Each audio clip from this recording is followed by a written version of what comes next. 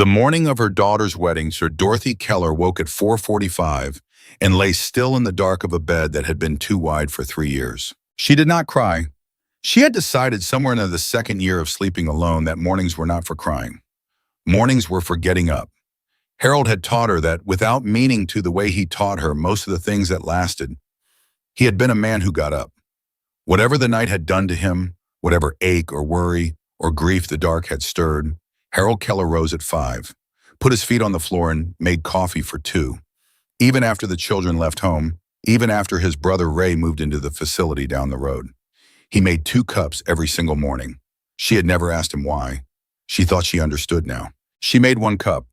She stood at the kitchen window of the farmhouse outside Dayton and watched the September light come up gray and slow across the east field. Cassie's wedding would be here on this land in the old red barn that Harold's father had built in 1953 and that Harold and his brother Ray had repainted together the summer Ray turned 40. That had been a good summer. Ray had loved painting. The roller, the repetition, the long clean strokes across old wood. He had painted that barn with the focused intensity of a man diffusing something, and Harold had worked beside him, quietly handing him the tray when it ran low, never rushing, never filling the silence with words Ray didn't need. Dorothy had watched them from the same window. She had been 52 that summer. Her hands around a coffee cup she hadn't bothered to count anymore. She had worked the pediatric ward at Mercy General for 31 years by then, and she had learned things about quiet that most people never learn. How it could be a kindness, how it could be a wall, how the difference between the two was whether the person beside you was working to stay or working to leave. Harold was always working to stay. She missed him in a way that had no drama to it. It was not the sharp grief of the first year, the kind that could ambush you in the bread aisle when you reached for the kind he liked. It was a low and constant thing now, like the hum of a refrigerator. You didn't notice it until the room went quiet enough. She set her cup in the sink and turned on the light above the stove. There was a list on the counter. Cassie had made it and left it there 2 days ago, written in her daughter's careful architect's handwriting, each item in a small, neat box with a line through it when done. Most of the boxes had lines. The chairs for the ceremony had been set up yesterday in the south field by the rental company. The caterer had confirmed, the florist had delivered, and the barn smelled now like eucalyptus and white roses when you pushed open the heavy door. Dorothy had checked last night, walking the length of it slowly, with a flashlight touching the edge of each table as she passed. Round tables, cream cloth, low candles. Harold's barn made into something Cassie had been drawing in notebooks since she was 16. Dorothy had sat down in one of the ceremony chairs for a few minutes in the dark.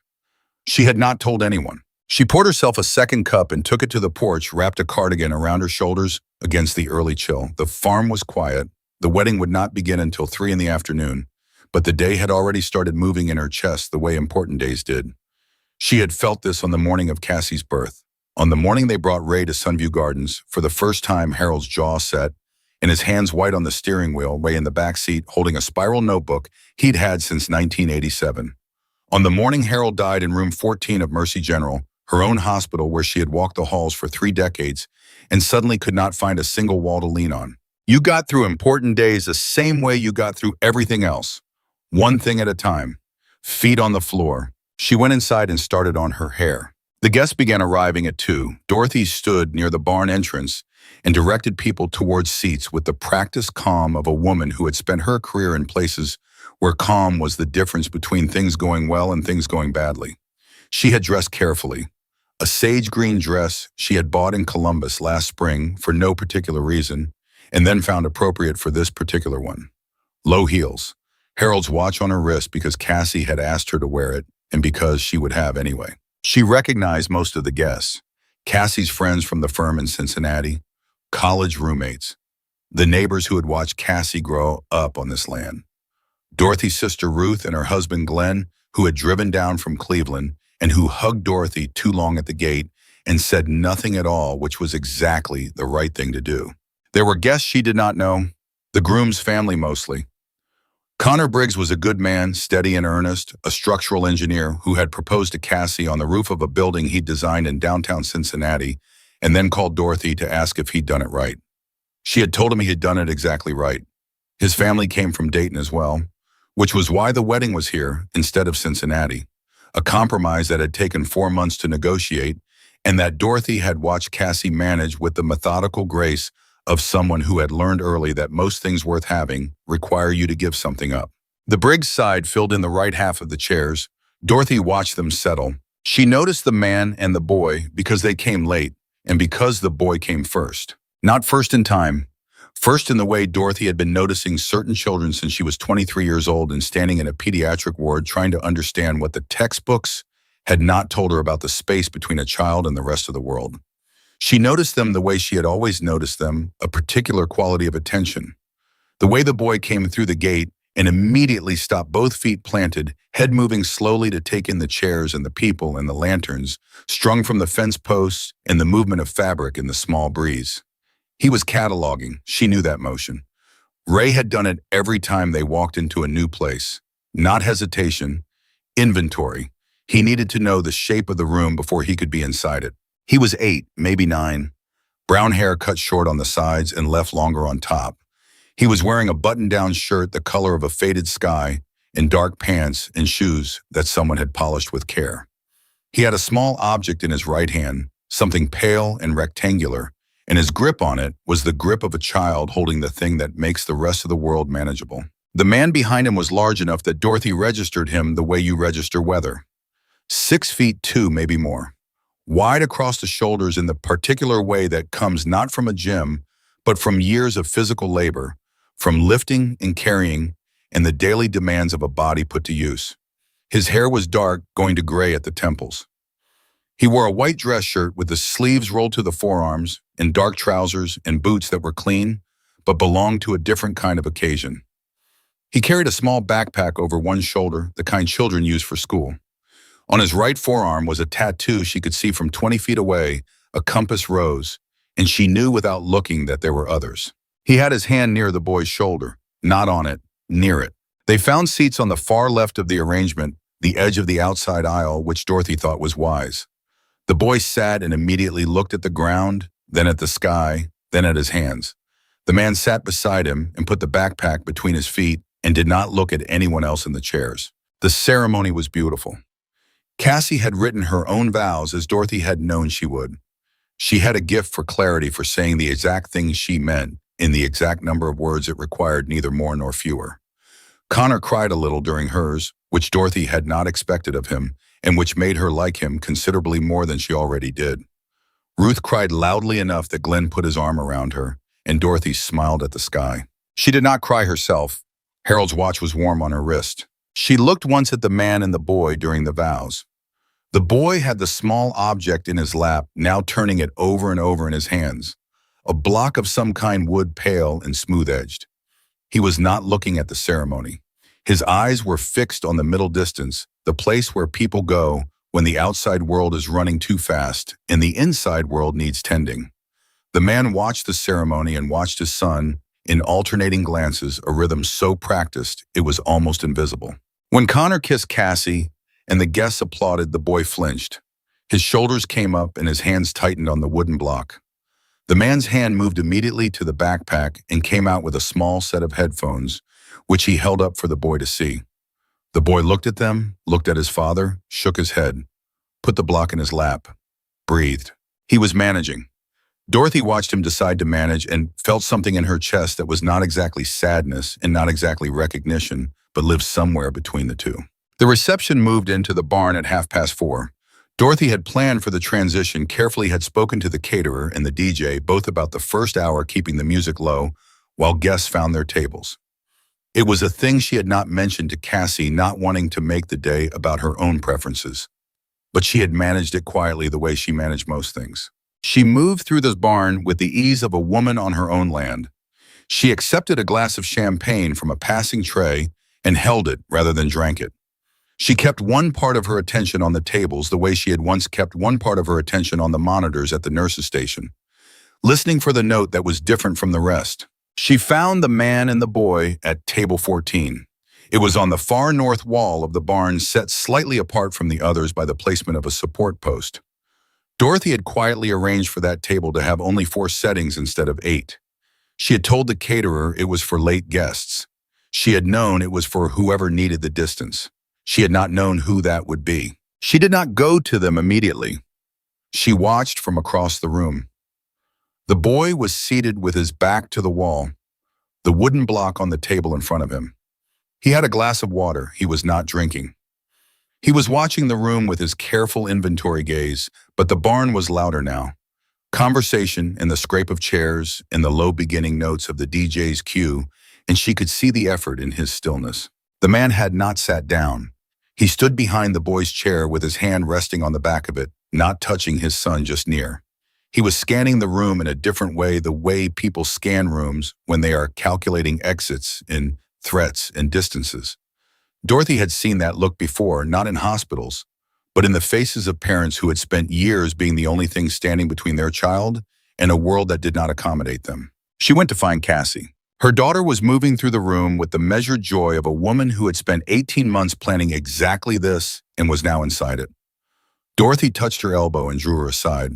"Table 14, Dorothy said. "The boy with the father. Do you know them?" Cassie looked toward the table. "That's Wade Holloway. He's one of Connor's cousins. Second cousin, maybe. I've only met him twice." She paused. "The boy is his son, Noah. His mother isn't in the picture. Wade raises him alone. Does Connor know them well?" "Not very. Wade's been to a couple of family things. He's quiet. Connor said he rides motorcycles, that he's in some kind of club." Cassie looked at Dorothy with the slightly careful expression she had been wearing since the funeral, the expression that asked, without asking, if her mother was all right. "Why?" "No reason," Dorothy said. "Just getting to know the room." Cassie looked at her a moment longer, then leaned in and kissed her cheek. "Thank you for this. For all of this." "It's your father's barn," Dorothy said.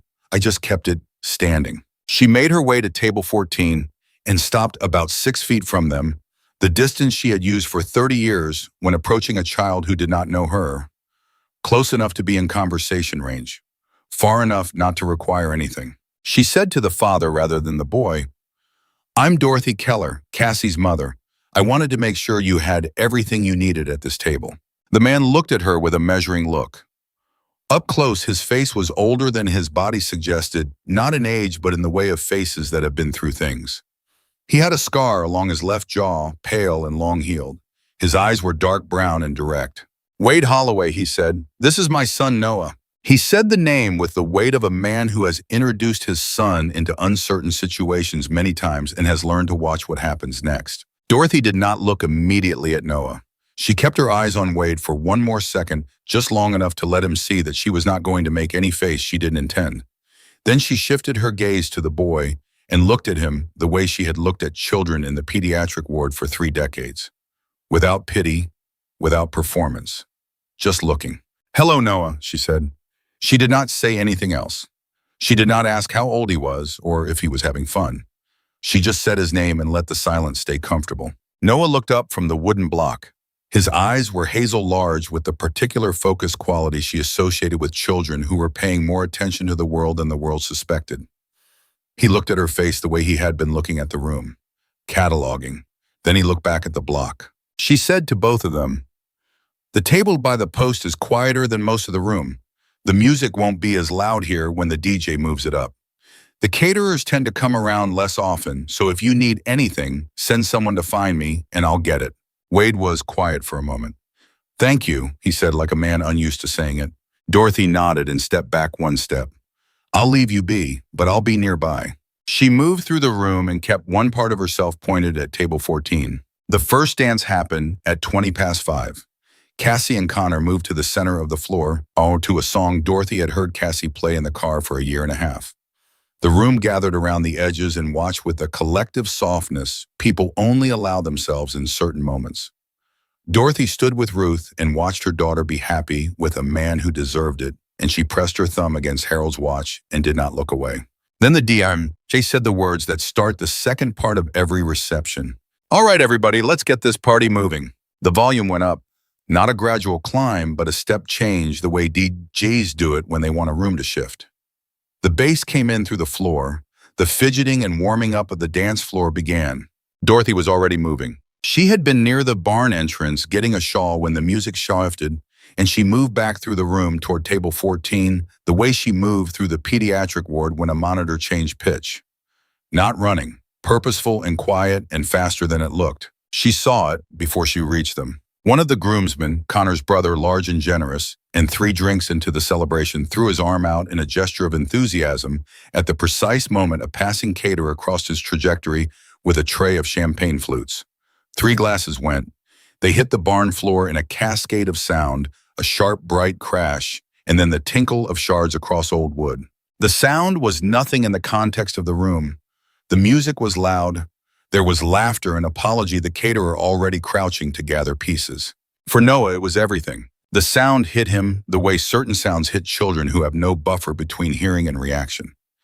His chair pushed back from the table. He was on his feet before Dorothy was within 10 steps. The wooden block fell from his hands, hit the floor, slid under the table. His hands went to his ears, pressed hard, and he was making a sound that was not quite a cry and not quite a word, high and tight, coming from somewhere behind his teeth. Wade was already moving. He was around the table in 2 strides, crouching, saying Noah's name in a low voice, his hands held out and open. But Noah was looking at the barn door, the large double door Dorothy had propped open to let in the September air. And in the body of this boy, she could see the decision forming the way a child decides that the only option left is to run. Dorothy stepped in front of the barn door. She did not block it. She stood 6 feet in front of it between Noah and the exit, not threatening, just present. She stopped, put her hands at her sides, open palms showing. Noah's gaze hit her and stuck. She looked at him the way she had looked at him at the table. Without pity, without urgency, just looking. She breathed slowly and let the breath be visible, the rise and fall of her shoulders so he could see it. "That was very loud," she said. "I know." Her voice was not loud. It cut through the noise of the room the way certain voices cut, not through volume but through frequency. "That kind of sound goes right through you," she said. Noah's hands were still over his ears, but he had not moved toward the door. He was watching her. Wade had risen from his crouch. He was behind his son, far enough back not to crowd him close enough to be there. His eyes were on Dorothy with an expression she could not entirely read, wariness and something that might have been hope. The combination that parents wore when an unexpected stranger was either about to make things better or very much worse. Dorothy did not break Noah's eye contact. "I had someone in my family," she said. "He was grown, not a little boy, but loud sounds were hard for him too. Sometimes we would go to the kitchen when things got too big in the room. It was quieter in there." She paused. "We have a kitchen in the back of this barn. It's where the caterers come from. It's quiet and it smells like food, and there are no people in it right now except the caterers, and they're very calm people. If you wanted to come see it, I would take you." Noah's hands came down from his ears. Not all the way. Halfway, palms against his cheeks, a transition posture. She recognized the place between full protection and the willingness to hear. He said something, very low. She said, "I'm sorry I didn't hear you." He said it a little louder. "Did he come with you?" She did not know for a moment who he meant. Then she understood. "My person who didn't like loud sounds." Noah nodded. "No," she said. "He died a few years ago. Before that, he lived here on this farm with me and my husband for a long time." Noah looked at her steadily. "Was he old?" "He was 58 when he died. His name was Ray." "That's not very old." "No," Dorothy said. "It wasn't." Noah's hands came the rest of the way down. He reached under the table with one foot, a precise blind gesture, and knocked the wooden block back within reach. He bent and picked it up without looking away from her. He said, "Can I see the kitchen?" Wade said quietly from behind, "You don't have to, bud." Noah looked back at his father, then at Dorothy. "I want to," he said. Dorothy stepped to the side of the door to the kitchen corridor, not leading, just indicating direction, and Noah walked toward her and then past her, and she fell into step beside him a little behind, and Wade followed with the backpack over one shoulder. Behind them, the music played on and the barn filled, and the people who had briefly stopped returned to what they were doing. The kitchen corridor behind the barn was a short passage that opened into a catering staging area, warm lit with fluorescent work lights, smelling of roasted chicken and herb bread. 2 caterers looked up when Dorothy came through. "We need a quiet corner for a few minutes," Dorothy said. The young woman immediately moved a crate to open a space near the far wall, where a stool and a low counter created something like a corner. Noah walked to it without being directed. He sat on the stool and put the wooden block on the counter and looked at it. Wade stood near the entrance to the corridor watching his son. Dorothy pulled up a folding chair at the distance she had calculated by watching children for 30 years, and she sat down. For a while, nobody said anything. The noise of the barn was muffled here, reduced to a bass pulse in the shape of music rather than music itself. The kitchen sounds were steady, a quiet hum of refrigeration, the soft movement of the caterers working around them with consideration. Noah turned the wooden block over in his hands. It was pale, engraved on one face with letters she could not see from this distance. She said, "What does it say on your block?" He held it up. The engraving was simple, careful lettering Noah. Beneath that smaller, a phone number. "My dad made it," Noah said. He said it with the matter-of-fact pride of a child who considers this simply a true and important thing. "It's very well made," Dorothy said. "He makes things, at the shop, motorcycle things. But he made this too. What's the phone number for? If I get too far away from him, so whoever finds me can call." He said it simply without embarrassment, in the way of children who have been told practical truths about their own needs and have decided those truths are just part of the inventory of the world. Dorothy looked at the block. She said, "My husband used to carry something like that for his brother." Not a block. A card he kept in his shirt pocket with Ray's name and our phone number. Ray used to forget the number sometimes when he was in a new place. Noah looked at her. Did Ray carry a block? He had a notebook. He carried it every day for 40 years. It had spiral binding and a green cover. He wrote things in it and drew things. When he was upset, he would trace the spirals with his finger. The same spiral around and around until things were the right size again. Noah considered this. "I have a block. It's better than a notebook. It doesn't have pages that bend." "I can see how that would be better," Dorothy said. Wade had come a few feet closer. He was leaning against the wall of the corridor, arms folded watching. His face was doing something difficult to describe the face of a man who has braced so long for certain kinds of things that unexpected other things catch him without preparation. Dorothy said to Wade, shifting slightly, so he was included without Noah feeling the conversation move away from him.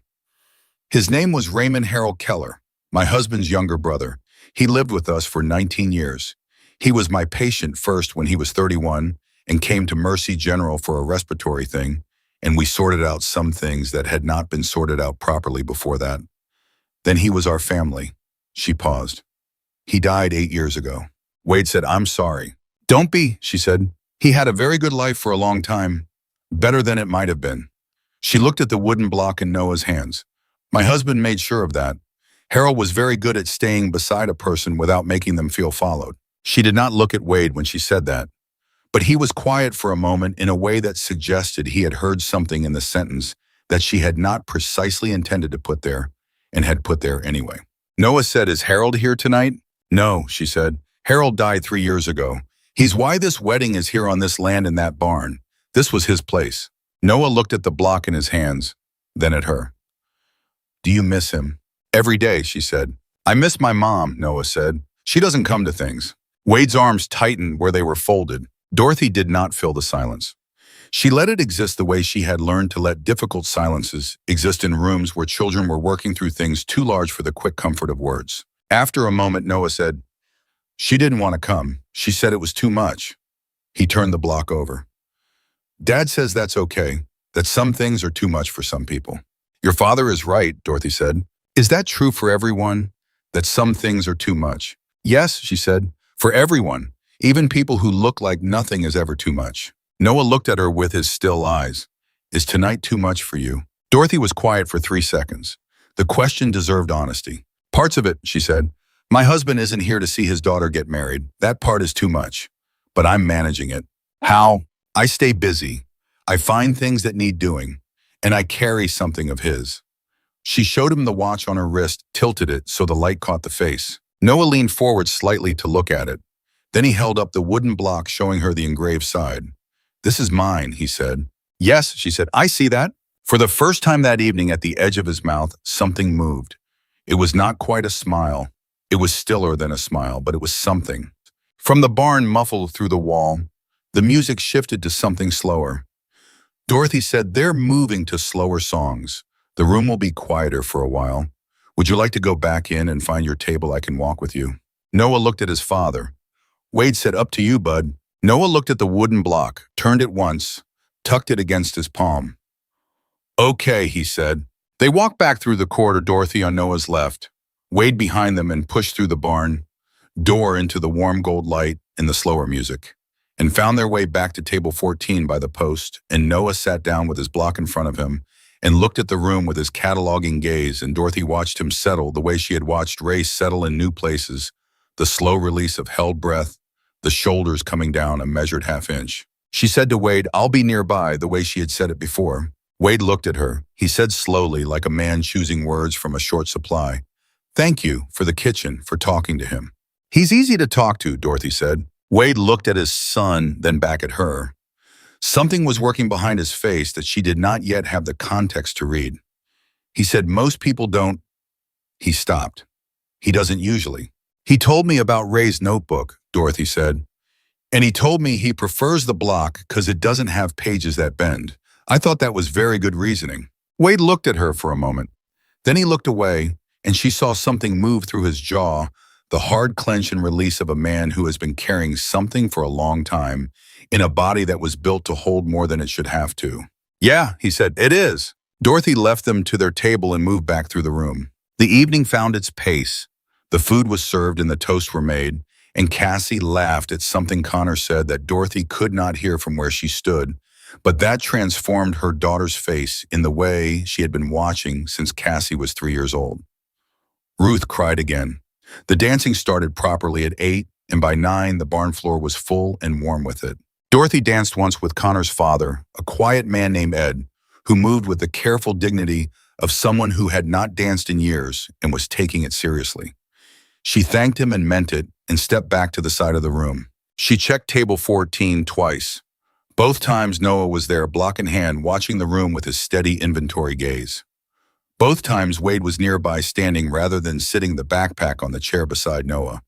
The second time she checked, Noah looked up and saw her looking and gave a small nod that she returned. At 9:30 the music slowed again for a series of quieter songs, and Dorothy found herself near the barn door, letting the September air come in and thinking about Harold without trying to, and deciding that was all right.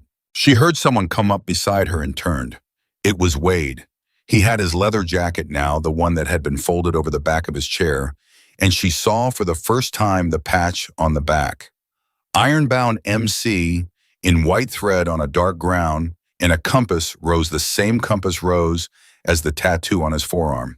He was holding 2 bottles of water and offered her one. She took it. He stood beside her and looked at the barn, at the lights and the people, and the slow movement of couples on the floor. He said, "Noah's asleep in the chair." She looked toward table 14. The boy had his arms on the table and his head on his arms, the wooden block tucked against his chest, asleep with the completeness of children who have held themselves together through hard things and finally let go. "He made it through the whole evening," Wade said. He said it quietly with something that was not pride exactly, but was in the same territory, the satisfaction of a thing accomplished. "He did well," Dorothy said. Wade was quiet. The music played. People moved on the floor. He said, "The last wedding we went to, he didn't make it past the ceremony. We left before the reception. He was 7. That was a hard night. He took a drink of water. Tonight he lasted 3 hours. He ate. He talked to you. He went back to the table." He paused. "I don't know what you did in there." "I didn't do anything," Dorothy said. "I just talked to him." "You know how to talk to him." He said it carefully, more as an observation he was still working out than a compliment. "Most people don't." "I had practice," Dorothy said. She looked at the ironbound MC patch. "How long have you been in Dayton?" Something shifted in his attention.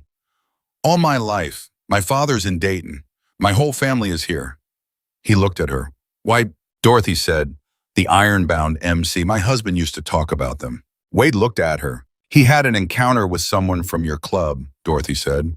"A long time ago. He talked about it until the day he died." Wade was very still. "November of 1999, Dorothy said. "A stretch of Route 40 outside of Vandalia." She said it and watched his face, and what she saw, there was something she had not expected and could not entirely interpret, a sequence of things moving through a face that had been trained to hold still, like weather coming across open country. He said very carefully, "What did your husband tell you about that night?" And Dorothy looked at him and understood that she was standing at the edge of something larger than a wedding, larger than an evening, something that had been moving toward this moment for 25 years, through the corridors of other people's lives. She said, "Why don't we sit down?" They sat on the low bench just outside the barn door, the one Harold had built from a split log 30 years ago, and that Dorothy had never replaced because it sat exactly right and because she saw no reason to replace things that still did what they were meant to do. The September air was cool now. Inside the barn, the music played on, and the voices were warm with it. Out here, there were only the lanterns on the fence posts in the dark of the east field and the stars coming in over the tree line. Wade sat with his forearms on his knees and his water bottle held in both hands and was quiet for a long time. Not the quiet of someone gathering a lie. The quiet of someone gathering facts he had not expected to need tonight. He said, "In 1999, I was 23 years old, and I was stupid in the way 23-year-olds are stupid when they have never been shown another way to be. I had come into the Ironbound MC 2 years before that, younger than I should have been, because my father was in it and his father had been in it, and because it was the only structure I had ever seen that looked like it might hold me. My father was not well then. He drank. Not mean drunk, just gone drunk. There and then, not there, and the club filled in the gaps. He took a drink of water. I was riding back from Columbus one night in November. Drunk, which I'm not proud of. I went off Route 40 on a curve I thought I knew and didn't. Came off the bike, went down an embankment, couldn't get up. It was cold. I mean cold the way November in Ohio is cold, when you're lying in a ditch on wet ground and your bike is on its side and you can't feel your left leg below the knee. Dorothy was very still. I was there about 40 minutes, maybe more. It was almost midnight. Nobody was stopping. And then headlights. He looked at the east field. A truck, an old Ford dark blue one headlight that wasn't quite aimed right. It pulled over and a man got out. Dorothy's thumb moved to Harold's watch. He came down the embankment without a flashlight. Just came down. He got me up and he got the bike up, which took him a long time because he was not a young man and the bike was heavier than he expected and he did not complain once. He drove me to a gas station on Route 40 about 4 miles east. He gave me his jacket because I was shaking. He bought me coffee from the machine inside. He gave me $60 and told me to call someone.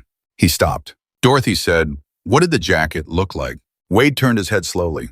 "Tell me what the jacket looked like," she said again. Her voice was very steady. "Green. Dark green with a collar that folded up. It was old. Had some kind of wear on the left cuff like it had caught something once. A small tear repaired." He looked at her. "I kept that jacket for 11 years. I wore it out. When it finally went, I kept a piece of the lining."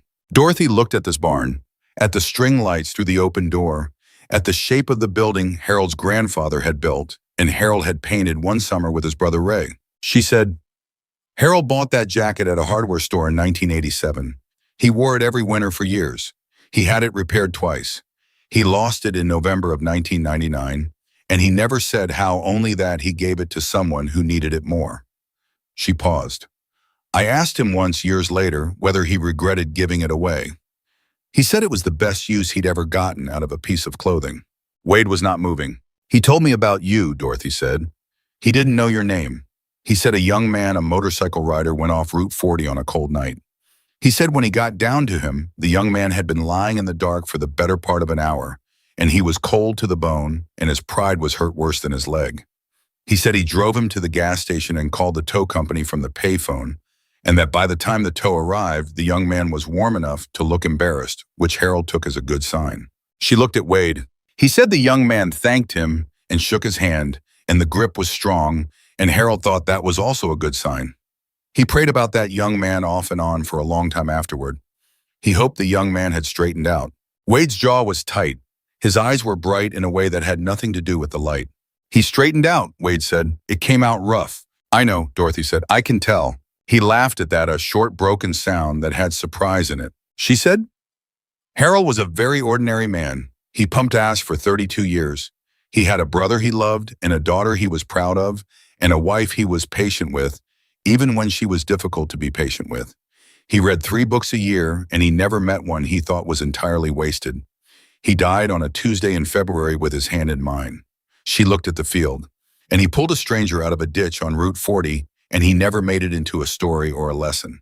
He just did it and came home, and I asked him where his jacket was, and he said he gave it to someone."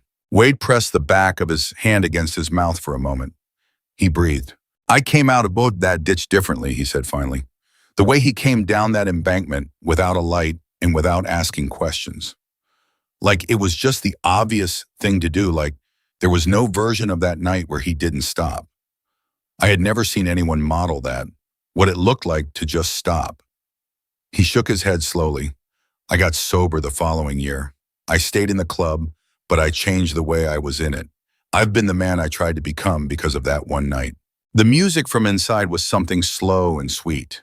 And your son, Dorothy said. He looked at her. The way you come down the embankment, she said, without a flashlight, without asking questions. He was very quiet. The lanterns moved in the slight night breeze. After a while, he said, he doesn't know any of this. He doesn't need to, Dorothy said. Not yet. Maybe not ever. Children don't need the origin story. They just need the version of you that came out of it. They sat there for a long time. At one point, Cassie came to the door and looked out, saw her mother on the bench with a guest, and gave Dorothy a questioning look. Dorothy shook her head slightly. Cassie nodded and went back in. Eventually, Wade said, I should wake him up. We have a long drive. He's sleeping soundly, Dorothy said. A few more minutes won't hurt. Wade looked at the field. I don't know what to do with this. You don't have to do anything with it tonight, Dorothy said. Harold helped you because it was obvious. You've spent 25 years becoming the man he expected you already were. That's not something you need to solve. That's just something to know. He looked at her for a moment. In the warm, uncertain light, his face was very open. The manufactured hardness of it gone, and she could see in it something younger, the face of a man who had been lucky enough to be interrupted at 23. He said, thank you for telling me. Dorothy said Harold would have liked you. Wade said, I would have liked to meet him. He would have made you coffee, she said. He always made coffee for two. She stood and he stood, and they went back into the barn to wake the boy and gather his things and find the jacket and the backpack and say the proper goodnights. And by 10:30, the Holloway truck was pulling down the long drive away from the farm, with Noah asleep in the back seat and the wooden block tucked under his chin, and Dorothy stood at the fence in her sage green dress, watching the taillights until they were gone. Then she turned back toward the barn and her daughter and the last of the evening that was still warm and waiting for her. She put her thumb on Harold's watch. She went inside. The week after the wedding was ordinary, in the way weeks can be when something large has happened inside them and the world hasn't caught up yet. Dorothy cleaned the barn with Ruth's help on Sunday morning, the two of them moving through the empty space in the particular comfortable silence of sisters who have been cleaning up after things together for 50 years. The cream tablecloths went into bags for the rental company. The flower arrangements Dorothy cut down and distributed between the kitchen and the porch, and the small room off the hall that had been Harold's study, where she kept them until they were finished. The chairs came back to their rows along the wall, the way Harold had always kept them. She thought about Wade Holloway while she stacked chairs. She thought about what he had told her and what she had told him, and the particular feeling of a circle closing that you had not known was open. She had not wept about it. She did not think she would. It was not a sad thing. Harold had done a good thing on a cold night 25 years ago, and the consequences of that good thing were standing in a barn in a leather jacket. The consequences of that good thing had a son named Noah who carried a wooden block with his phone number on it and preferred it to a notebook because it did not have pages that bent. Harold would have found that logical. She found herself smiling at the chair in her hands and set it down and went to get another. Ruth left at noon. Dorothy ate lunch alone on the porch with the September light going amber in the east field and Harold's watch on her wrist and the faint smell of eucalyptus still coming through the barn door. She did not expect to hear from Wade Holloway. She had given him nothing to contact her with. He had her name and the name of the farm, but those things added up to a general direction rather than an address. The call came on Thursday. She had been deadheading the garden along the east fence, the late summer work of clearing spent blooms so the plants could put their energy somewhere useful. It was the kind of gardening that looked futile to people who didn't understand plants, cutting away everything that had already flowered, and Dorothy had always found it restful for exactly that reason. The work of accepting what was finished. Her phone was in her apron pocket. The number was local Dayton area code, but not one she recognized. She pulled off one glove and answered. Mrs. Keller. His voice was low, careful. This is Wade Holloway from the wedding. I know who you are, she said. How did you find my number? Connor gave it to me. I hope that's all right. It's all right. She tucked the phone against her shoulder and pulled the other glove off. How is Noah? A pause. The pause was longer than a social pause. That's actually why I'm calling. He stopped. Started again. My father had a heart event on Monday.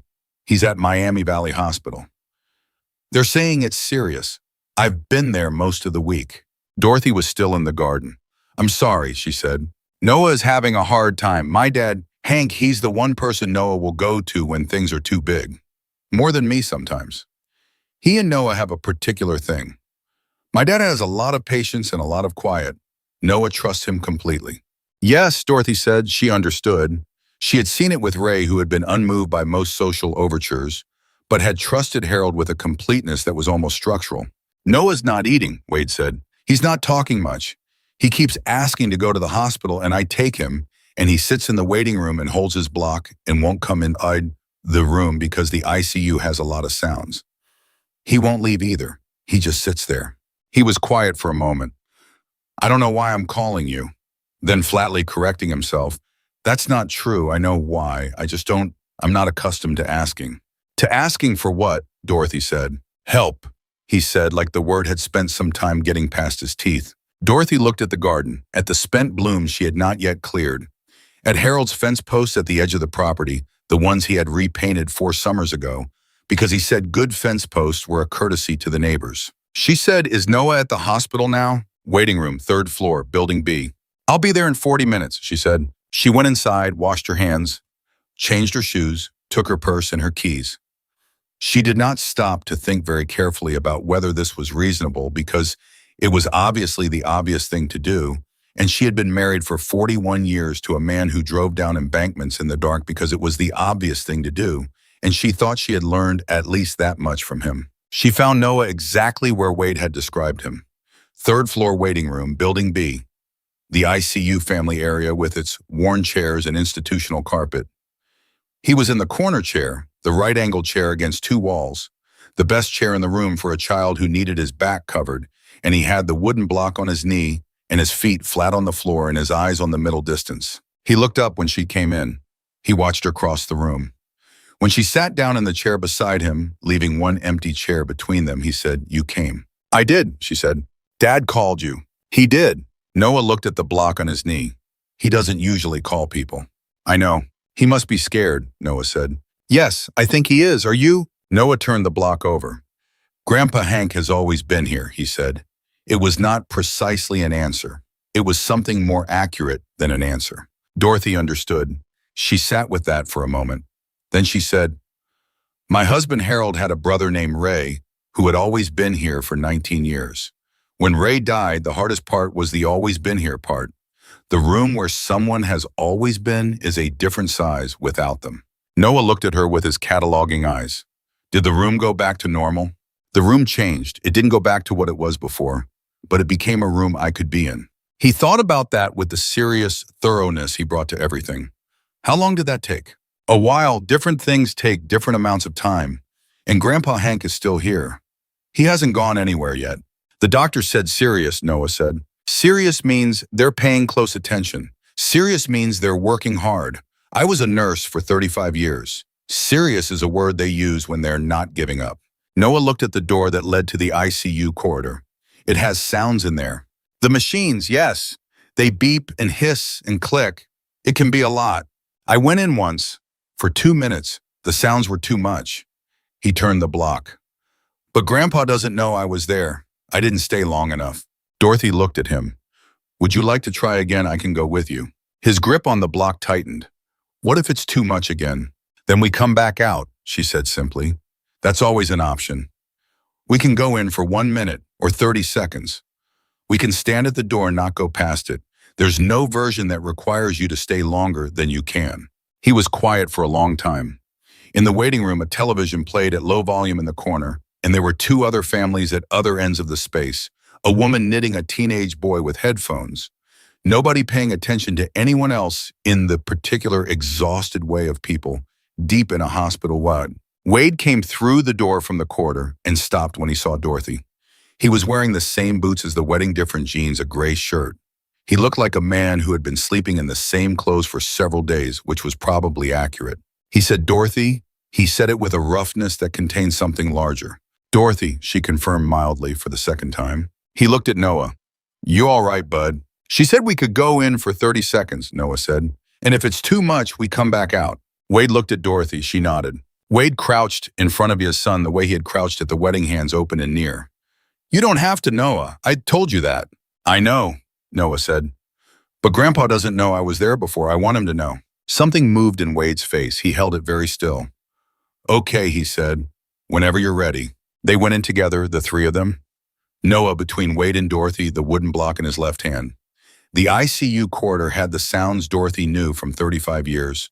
The persistent rhythm of monitors, the hiss of oxygen, the low voices of nursing staff, the specific quality of air that was filtered and recycled and slightly different from the air outside. She breathed it without flinching, the way old nurses do. She watched Noah breathe it. He slowed down when the first monitor beep reached them. His hand tightened on the block.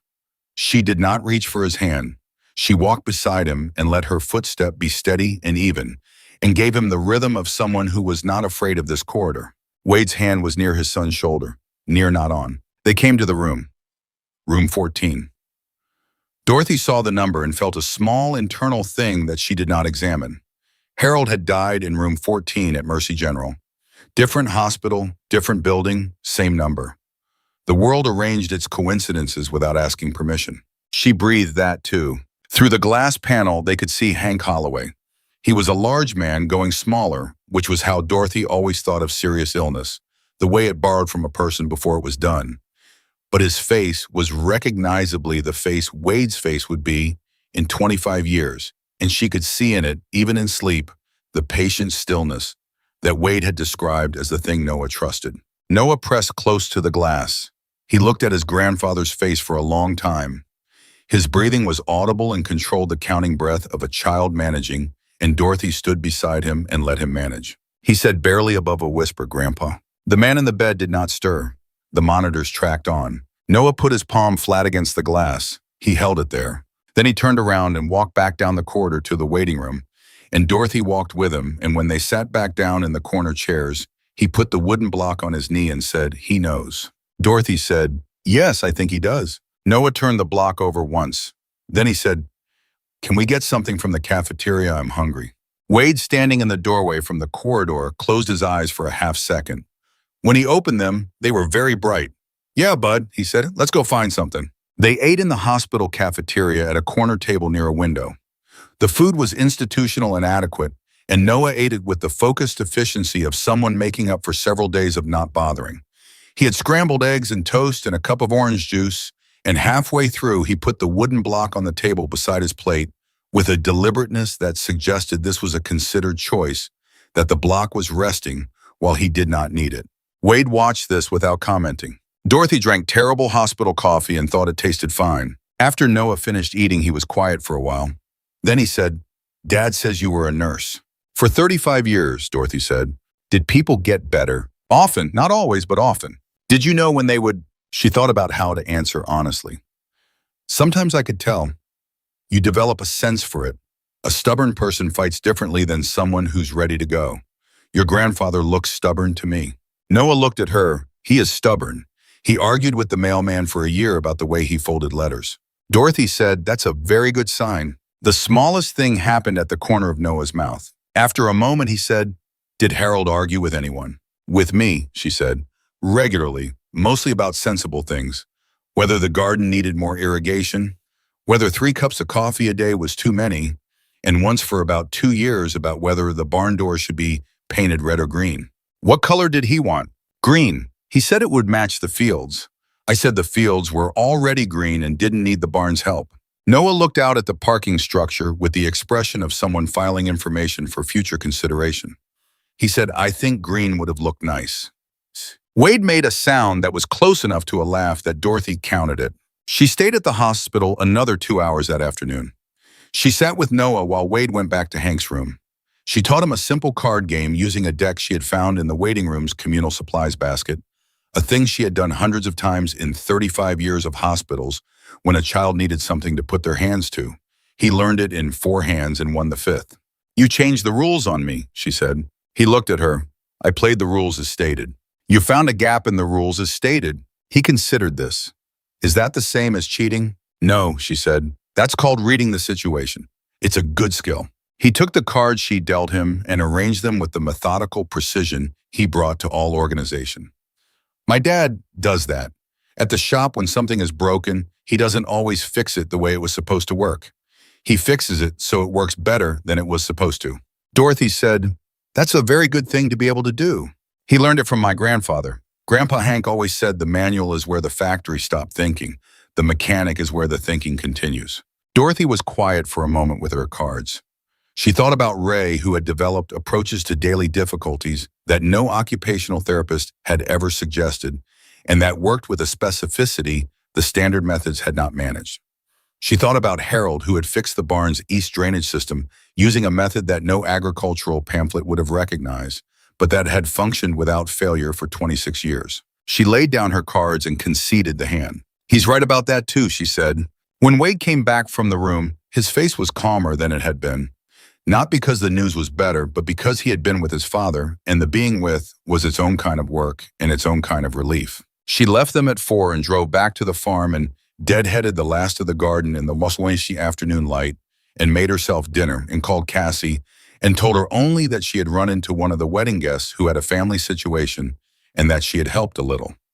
Cassie said it was absolutely all right, and then said in the careful way she had been using with her mother for 3 years, "Are you doing okay, Mom?" Dorothy said she was doing fine, which was the most accurate thing she could say. She went back to Miami Valley every day for the next 4 days. Not because Wade asked her. He had called the first time with a specific request, and she had answered it, but after that she came because it was obvious to come. Noah was eating now and winning at cards and talking in his precise, careful way about what the doctors were doing and what the monitors showed. Wade was doing what parents do in hospitals, holding the whole shape of the world together for their child, while everything in them was pointed at the room down the corridor. She knew that work. She had done half of it with Harold the winter. Ray had his first serious respiratory crisis. You could not be the person who made the scary place less scary for the child and also the person who fell apart in the corner. So she came and she sat with Noah, and Wade could fall apart in the corner when he needed to without the boy watching. On the third day, Wade came out of Hank's room and sat beside Dorothy in the waiting room and said nothing for about 5 minutes while Noah slept in the corner chair with the wooden block under his palm and the card game half finished on the seat beside him. Then Wade said quietly, so as not to wake the boy, "There's a situation at the club." Dorothy said, "Tell me." He looked at the floor. "The Ironbound has been my club since I was 21. 27 years. My father was in it before me. My grandfather before that. It has meant structure and loyalty and being the person who shows up." He turned his water bottle in his hands. "There's a group of newer members. They came in the last 3 years. They want to push my father out. Hank still carries honorary membership. He's been in the club for 51 years. They say he's a liability, that the club needs to shed what they call dead weight to move forward." His jaw was very tight. "They called a meeting for next week. A formal vote on club structure. A vote they are holding while I'm on leave at this hospital." Dorothy said, "Who speaks at this meeting? Members, officers, anyone who holds standing." "Do you hold standing?" "I'm sergeant at arms, or I was. I'm on leave while my father's in the hospital." Dorothy was quiet for a moment. She looked at Noah asleep in the corner with the block under his palm. She thought about Harold and the embankment and the jacket. She thought about Ray in the barn with a roller and a paint tray, and Harold beside him not filling the silence with words Ray didn't need. She said, "I would like to come to that meeting." Wade looked at her with his direct dark eyes. "You're not a member," he said. "No, but I'm the widow of the man who pulled your father's son out of a ditch in 1999. And I have 35 years of experience making the case for people who other people have decided are inconvenient." She paused. "And I'm good at it." He was quiet for a long moment. "It's not a safe room," he said. "I've spent 35 years in rooms where people are afraid," she said. "Fear makes rooms feel unsafe. It doesn't make them actually dangerous. Most people in a room vote with whoever makes them feel less afraid. I know how to do that." Wade turned the water bottle over in his hands.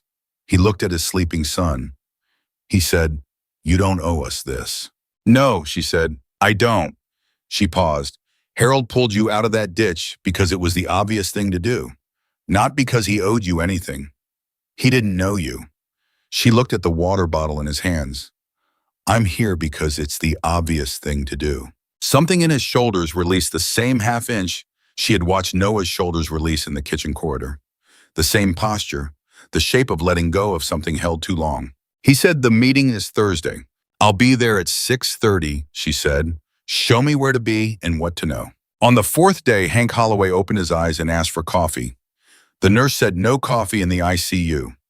Hank responded with what Wade reported as a very specific kind of silence, indicating this was not over. Noah, when told, was quiet for a moment, then he said, "He's arguing." "Yes," Dorothy said. "That's a stubborn thing." "Yes." Noah put the wooden block on the table in front of him with the finality of a decision. "Okay," he said. "He's going to be okay." He said it as fact rather than hope. And Dorothy said, "Yes, I think he is," and let Noah have the fact of it. The Ironbound MC Clubhouse was on a street off Gettysburg Avenue, a low cinder block building with a metal roof and a parking lot that on Thursday evening held 37 motorcycles in 2 rows arranged with the particular care of people who took the parking of their bikes seriously. Dorothy parked her gray Civic at the edge of the lot and sat for a moment with her hands on the wheel. She had dressed carefully. Dark slacks, a cream blouse, a cardigan the color of oatmeal. She looked like what she was, a 72-year-old woman who had spent her career in professional settings and knew how to carry herself in rooms designed to make her feel small. She had been in rooms like that. She had not felt small in them. Harold's watch on her wrist. Wade was waiting at the door. He looked like a man holding himself very straight against wind. He said, "You sure about this?" "I've been sure about things that were harder than this," she said. "Let's go in." Inside was a large open room with folding tables pushed against the walls and chairs arranged in rows facing a raised platform at the far end. About 40 men ranging from their 30s to late 60s. A few women at the sides. The air was close with cigarette residue and the particular smell of a room where people had been gathering for decades. Every head turned when Dorothy walked in with Wade. She had expected this. She let them look. She found a chair in the 3rd row, not the front and not the back, and sat down in it with the ease of a woman who had spent 35 years walking into rooms full of strangers and knowing exactly where to put herself. The man on the platform was named Garrett. He was in his late 30s, broad through the chest with the energy of someone who had spent a long time wanting to be in front of a room and had recently arrived there. He called the meeting to order with the organized confidence of someone who had rehearsed this evening. The new resolution came 40 minutes in. Restructuring of honorary membership. The language was clean in general, but the specific application was clear to everyone in the room. Several men spoke in favor. The words they used were about the future, about momentum, about not being weighted down. Nobody spoke against it. The room had the particular silence of people who have opinions and have also calculated what those opinions will cost. Dorothy stood up. Garrett looked at her with the look of a man recalibrating. "I'm Dorothy Keller," she said. Her voice carried the way it had carried through 35 years of wards and corridors and family consultations in difficult rooms. "I'm the widow of Harold Keller. I have a reason to be here, and I'd like 2 minutes to explain it." Garrett said, "Ma'am, this is a members-only meeting." "I know. I'm asking for 2 minutes as a guest, which is a courtesy clubs extend when they have reason to." "I think you have reason to." She looked at him steadily. "I'll be quick." There was a brief consultation among the officers on the platform. The older members in the room, the ones who had been watching quietly since she walked in, had a particular attentiveness about them. One of them, a man in his 60s with gray hair cut short and a jacket weathered to the point of softness, gave Garrett a look that Garrett apparently could read because he said 2 minutes. Dorothy turned to face the room. Not the platform. The room, the rows of chairs and the people in them, because that was who the meeting was actually for. She said, "In November of 1999, a 23-year-old member of this club drove off Route 40 on a cold night and ended up in a ditch with his bike on top of him and the temperature dropping. He was alone in the dark for the better part of an hour. My husband, Harold Keller, who was driving home from visiting his brother at a care facility, saw the tire tracks in the fence and pulled over. He went down the embankment without a flashlight. He got the young man out and drove him to warmth and stayed with him until help came. He gave him $60 in his jacket. He never knew the young man's name. The room was very still. That young man told me last week that he spent the next year getting sober, and the year after that becoming the man he had decided to be because of one stranger who stopped on Route 40 without asking questions. He told me he believed Harold had saved his life. Not just that night. in the way that some acts of ordinary grace change the direction of a person's living. She let the silence have a moment. That young man is Wade Holloway. His father, Hank, has been in this club for 51 years. Hank is in Miami Valley Hospital right now, with his heart working hard to keep him here.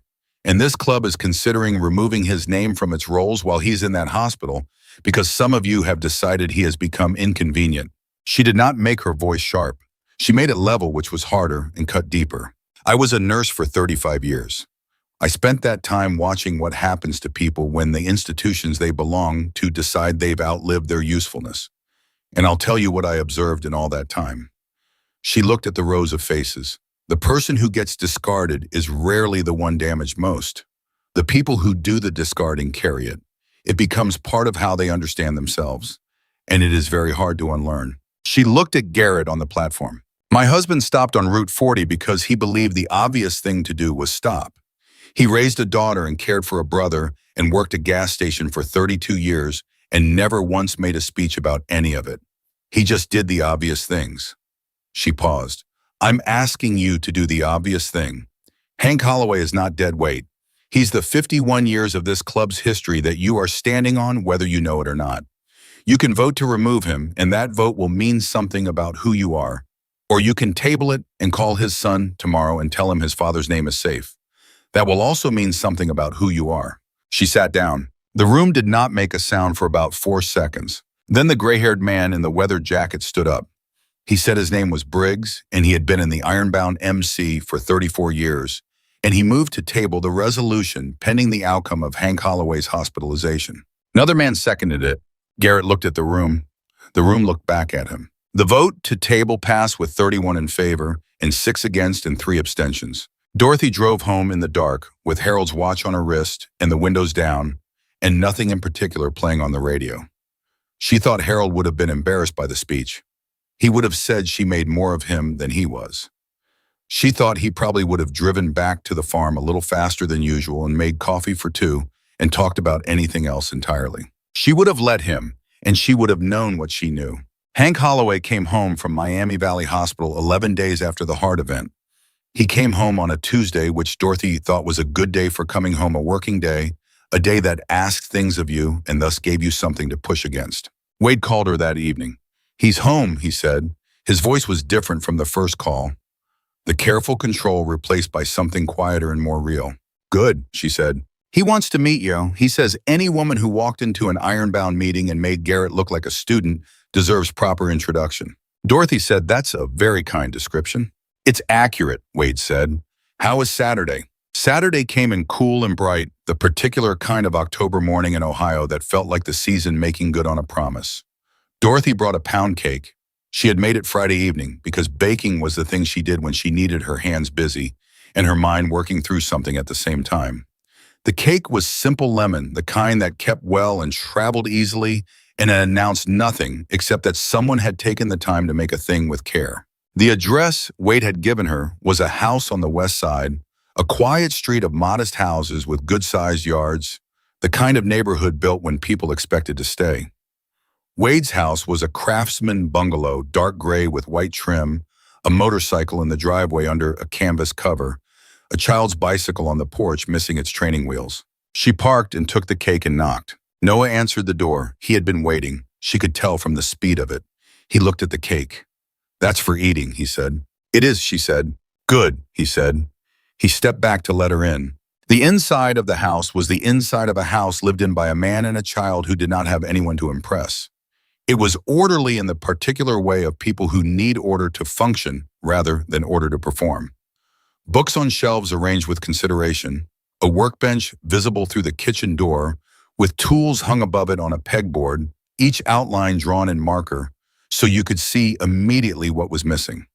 A child's drawings on the refrigerator, precise drawings with labels, a motorcycle with all its parts named, a drawing of a man and a boy side by side with the man much taller and the boy holding something that was clearly the wooden block. On the couch sat Hank Holloway. He was a large man, or had been now somewhat reduced by the hospital weeks, but still carrying the frame of someone who had been substantial.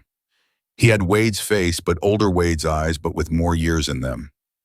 He looked at Dorothy the way his grandson looked at new things. the full cataloging gaze. Then he said in a voice that was still carrying most of its range, "You're the one who walked into the club meeting." "I am," Dorothy said. "I heard you made Garrett feel like a student." "I heard the same thing. I wasn't trying to make anyone feel any particular way. I was trying to make a point." "Did it work?" "Well enough for now." Hank nodded slowly with the nod of a man evaluating. "Wade said you were a nurse. 35 years at Mercy General." "My wife Eloise died at Mercy General, 1993. Cancer. She was 49. Dorothy sat down in the chair across from him that Noah had already clearly designated for her by the angle at which it faced the couch. "I'm sorry, 49 is too young." "Wade was 17, Hank said. Noah never knew her." He said it simply as fact the way the Holloway men said things. Dorothy had noticed this across weeks of knowing them. They were people who stated difficult truths in the same register they stated ordinary ones, which she thought was either a character trait or a thing they had learned by necessity. "Your wife would have been proud of Wade," Dorothy said. "He's a good father." Hank looked at the door to the kitchen where Wade was making coffee. "Yeah, he is." He paused. "He wasn't always sure he'd be. When we first understood what was different about Noah, Wade went very quiet for about a year. I thought I might lose him to it, but he came back different, better, like he'd decided something in there." Dorothy thought about Route 40 in November of 1999, about a man who had spent a year in that same kind of quiet and come back different. Wade brought coffee. They sat in the front room, the four of them, Noah at the far end of the couch with the wooden block and a book he was not entirely reading, maintaining proximity without being in the center of the conversation. She and Hank talked about Mercy General and about the neighborhood and about the winter that was coming, which Hank had opinions about based on the behavior of certain trees he had been observing since 1971. Dorothy said Harold had been the same way about trees. Hank said Harold sounded like a man worth knowing. Dorothy said he was a very ordinary man who was worth knowing very much. Hank looked at her with the considered steadiness of a man who had earned his years. "Wade told me about Route 40, about the jacket." He turned his coffee cup in his hands. "I've been thinking about that all week, that Harold drove home past Route 40 every time he visited his brother. He would have come past that stretch of road 100 times. The one time he stopped it was for my son." Hank's voice was measured. "I don't know what to do with that." "Neither did I," Dorothy said, "for a day or two. Then I thought Harold was the kind of person who stopped every time. He just didn't always find anyone in the ditch. And the times he did, he didn't make a story of it. He came home and made coffee." She paused. "He was very consistent. That's not a talent. It's a decision made so many times it becomes a nature." Hank looked at his son. "Wade, you'd better know that name." "I know it," Wade said quietly. "Know it the way you know important things," Hank said. "Not just the story, the reason for the story." From the far end of the couch, without looking up from his book, Noah said, "Harold made 2 cups of coffee every morning even when he was alone. That's what Dorothy told me. I thought that was important." Dorothy said it was important. Noah did not look up, but the corner of his mouth moved. After a while, Hank said he needed to rest and said it in the manner of a man admitting to a limitation while also making the admission feel like something he'd decided rather than something imposed on him. Noah brought him the specific blanket from the closet, the right one, without asking. Dorothy noted this. On the porch, Wade said, "Noah talked about you every day while Dad was in the hospital. He would be quiet for hours and then he would say something you had told him. About Ray, about the ward, about Harold." Dorothy looked at the child's bicycle missing its training wheels. "When did he learn to ride without them?" "June," Wade said with the particular pride of a parent describing an ordinary miracle. 3 weeks of trying. He fell a lot. He didn't quit." "No," she said. "I wouldn't expect him to." She drove back to the farm with the afternoon light in her eyes and a feeling in her chest that was not uncomplicated. A good feeling, but with texture to it, the texture of things made partly of loss. Harold was not here for any of it. She let herself feel that on the drive home. Not the managing version of it, just the fact of it. The second vote at the Ironbound MC happened in November. By then, Hank had been home for 6 weeks and had been seen around the neighborhood at the shop at the things that stubborn men who argue with nurses about coffee come back to. His presence had done what presence does. It had made him real again to the people who had been abstracting him into inconvenience. Wade called Dorothy the morning after. He said the resolution failed. 11 in favor, 29 against 5 abstentions. Dorothy said, "Good. Garrett's not happy." Garrett's 25 years from where your father is, Dorothy said. He'll understand it eventually or he won't. 37 motorcycles came to the farm on a Saturday in late November. They came the way Wade had told her they would come slowly and in columns, and the sound built from a low rumble at the road to something you felt in your chest before you heard it clearly. Dorothy stood at the gate with Cassie on her left and Connor on her right and Harold's watch on her wrist. Hank Holloway was near the front, moving carefully, Wade riding beside him close enough to be there if needed. Noah was not on a motorcycle. He was in the sidecar of a vintage rig she had not known Wade owned, wearing a small helmet and holding the wooden block with both hands, and his eyes very wide. They pulled to a stop in the drive and the engines went quiet one by one until there was only the sound of the field and the distant trees. Wade walked up to the gate. Hank walked with him slowly. Wade said, "This is Hank Holloway, my father." Dorothy offered her hand. Hank took it in both of his large worn hands and looked at her and said, "You kept his name good." Dorothy said, "He kept it himself. I just reminded people what it was." Hank reached into his jacket pocket and brought out an envelope, held it out. "The club voted. It's a small thing. A fund for the pediatric ward at Mercy General in Harold Keller's name. Wade told us that's where you worked. We wanted to put his name somewhere. It would keep doing what he did." Dorothy took the envelope. She looked at it in her hand. She thought about Harold at 5 in the morning making 2 cups of coffee. She thought about a barn painted red because she was right about the fields not needing help being green. She thought about Route 40 in November and an embankment and a young man who had come back from wherever he went and built something good. She said he would have been very embarrassed. Hank said good men usually are. From the sidecar, Noah's voice clear and carrying in the still morning air, "Dorothy." She looked. He was standing up in the sidecar, one hand on the frame for balance, the wooden block in his other hand. He held the block up. On its face beside Noah and the phone number, there was a small mark she had not noticed before, a line drawn in pencil, careful and deliberate. She said, "From where Ray and Harold stood." "From where they started," he said. "I wanted to remember where things begin." Dorothy stood at the gate of Harold's farm with 37 motorcycles in her drive, and her daughter behind her and Hank Holloway in front of her, and the November field cold and pale and stretching out beyond them all. She said to Noah, "You keep it. You know where things start. That's important." He looked at the block, turned it over once, and held it against his chest with both hands the way he held it when it was the most needed thing. Then he said clear and simple, and aimed at her across the November air, "Thank you for dancing with me."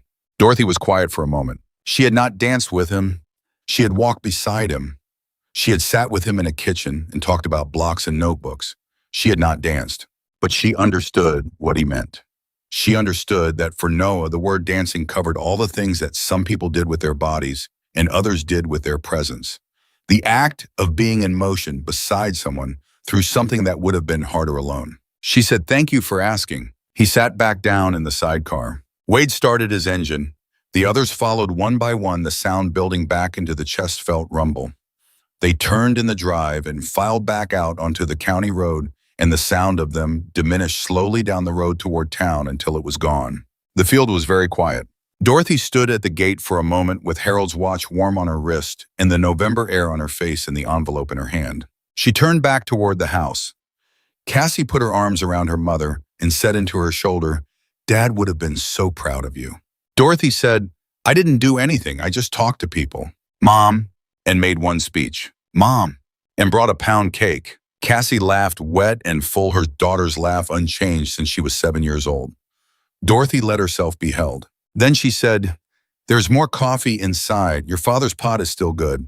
They went in. Dorothy set the envelope on the counter beside Harold's watch and made coffee for 1 extra in the old habit, and they sat at the kitchen table while the November light moved across the floor and the east field held its pale, cold stillness. She thought Harold made 2 cups every morning because he was a man who expected the world to include someone beside him. He had been right about that for 41 years. He had gone on being right after. She put her hand on the watch on her wrist. She kept it there for a moment. Then she picked up her coffee cup and talked with her daughter and let the afternoon be what it was. In the spring, when Cassie's pregnancy was beginning to show and the east field was coming back green, Noah asked Dorothy one more question about Harold. They were at the kitchen table with the cards between them and the afternoon light coming through the window. Wade in the other room on his weekly hour-long call with Hank. Noah said, "Did Harold know that the things he did kept going after he died?" Dorothy looked at her cards. She set them down. She said, I don't think he thought about it that way. He wasn't a man who thought much about legacy. He thought about what was in front of him. Noah turned the wooden block over. But they do keep going. The things people do keep going even when they don't. Yes, Dorothy said, they do. He was quiet for a moment, arranging his cards with the methodical precision she had come to know. Then he said, I'm going to do things that keep going. He said it the way he said most important things, simply as a fact, as a decision already made that he was now stating for the record. Dorothy looked at him across the kitchen table. This boy with his wooden block and his cataloging eyes in his small, serious face.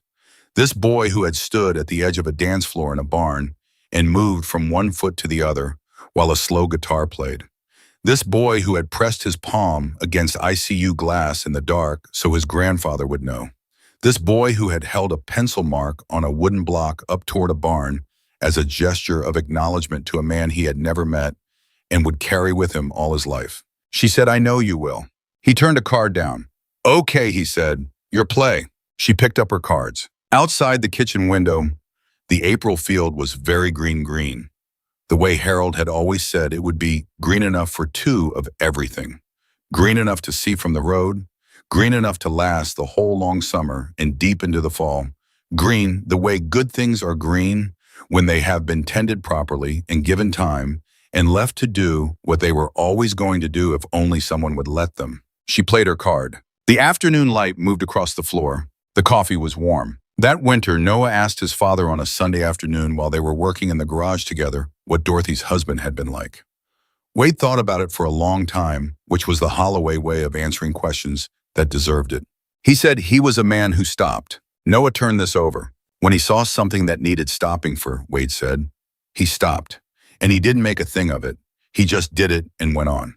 Noah held the wooden block in his palm. Like you, Noah said. Wade was quiet for a moment, in the way of a man who has been told something true that he is still learning to carry. I'm working on it, he said. Noah turned the block over. On the face with the pencil mark, the mark from the corner of the barn where Harold and Ray had stood with a paint roller in the summer the fields were green enough. He traced it once with his thumb around and around until the world was the right size. Okay, he said. They went on working. Outside the garage window, the Ohio winter was coming in slow and gray, and certain the way Ohio winters come, and the motorcycle under its canvas cover waited for the season to turn, and somewhere across the city, in a farmhouse on the edge of the east field, a woman was up at 5, making coffee, 1 cup, and standing at the kitchen window, watching the sky come up and finding it as she always found it enough. One thing at a time. Feet on the floor. Stop when someone is in the ditch. The road ahead. That was enough. It had always been enough. The days between the wedding and the first hospital call had their own texture different from the texture of the wedding evening itself. Dorothy had learned over 35 years that sustained care asked different things of you than a single acute moment. Emergencies asked for speed and precision and the trained suppression of your own response. The long work asked for something else entirely, the ability to come back and come back again, without the edge wearing off, without the care becoming performance. She was good at that. She had been good at it since she was 23 and brand new to the pediatric ward and had pulled a chair to the bedside of a small boy at 3 a.m. because he was awake and afraid and his parents had gone home and the ward was quiet and there was nothing medically indicated. No procedure to perform, no intervention to document, just a child in the dark who needed someone in the room. She had sat there for an hour and 40 minutes, and the boy had fallen asleep, and she had walked back to the nurse's station and written nothing in the chart because there was nothing to write. That was the whole story. She had decided then what kind of nurse she would be and what kind of person, and she had been consistent about it for a long time. Harold had loved that about her. He had said once late in their life together that the most remarkable thing about her was not her competence, which was obvious and considerable, but her consistency. That she showed up the same way every time. That the people she cared for could count on the same Dorothy in the hard moment as in the easy one. He said this the way he said most important things, not as a compliment exactly, but as an observation he had been sitting with for some time and had finally found the words for. She had told him she didn't know what he was talking about. He had smiled and gone back to his book. She thought about that now in the garden on a Thursday morning, with her phone warm in her apron pocket, and the spent blooms in her gloved hand. She thought about consistency and what it cost and what it was worth and how you got it. She thought you got it the same way you got anything worth having, by deciding early what mattered, and then acting on that decision so many times that it stopped feeling like a decision and started feeling like a nature. That was what Harold had done on Route 40. He had not decided that night to be the kind of person who stopped. He had been deciding it for years before that night, in 1,000 ordinary moments, and by November of 1999, the deciding was behind him and only the doing remained. The phone rang. She pulled off one glove and answered. The hospital waiting room on the third floor of Building B was the same room she had walked into and out of hundreds of times in her career, wearing different clothes on a different side of the bed. The carpet was the color of old sage. The chairs were upholstered in a fabric designed to be durable rather than comfortable, which it achieved at the full expense of the second quality. The television in the corner played something with the sound off. The window looked out on the parking structure with its gray geometries. She had always thought hospital waiting rooms were among the most honest rooms in any building. They asked nothing of you except your presence. You did not need to perform anything here, did not need to make conversation or manage an impression or hold a particular expression. People in hospital waiting rooms were stripped of the usual social requirements, and what you saw was what was actually there: the exhausted daughter, the frightened husband, the teenager whose phone was a wall between himself and the fact of where he was, the old woman working her way through a rosary with the patient repetition of someone who has been working her way through rosaries since before most people in the room were born. Noah was in the corner chair, the right one, the one against two walls. She had thought he would be. She had sat with him for an hour before Wade came out of the corridor. She had not initiated conversation. She had simply occupied the chair beside him with the same quality of presence she had learned on the ward, inattentive and unhurried, available without being insistent. After about 15 minutes, Noah had said without preamble, "The clock on the wall is 14 seconds fast." She had looked at the clock. She had looked at her watch. She said, "You're right, 14 seconds, maybe 15. "It bothers me," he said. "Yes," she said, "I can see that." She paused. "Would it help to sit where you can't see it?" He looked at the clock, then at the window, then at the door to the ICU corridor. "No," he said, "I want to see it. I just want to know it's wrong." She thought about that for a while. She thought about all the clocks that ran wrong, and all the instruments that gave imprecise readings, and all the information that was slightly off, and how you had to know which things were reliable and which were not, and calibrate accordingly. She said, "That makes sense, better to know." He turned the wooden block over in his hands. "My grandfather says that about most things. Better to know even when it's hard." "He's right," Dorothy said. "He's usually right," Noah said. "He was wrong about the motorcycle the winter before last. He said it didn't need the rear brake line looked at, and then the rear brake line needed to be looked at." "How did he handle being wrong?" "He said he was wrong and he looked at the brake line." Noah turned the block. "That's all?